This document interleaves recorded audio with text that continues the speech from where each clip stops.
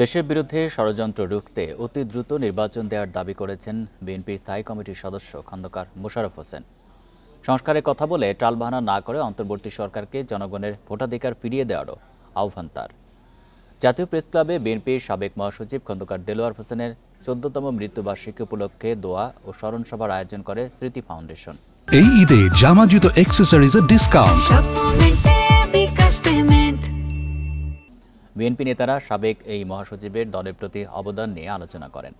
অনুষ্ঠানে দলটির চেয়ারপারসনের উপদেষ্টা কাউন্সিলের সদস্য জয়নুল আবেদিন ফারুক বলেন, কে কি বলল তা না ভেবে নির্বাচনের তারিখ ঘোষণা জরুরি।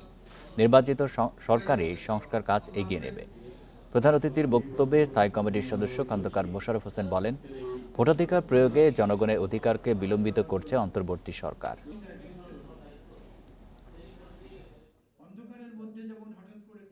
যে পাই না, দল হবে, কিংস পার্টি হবে, আরো নতুন দল হবে, হোক, কিচ্ছু আসে যায় না।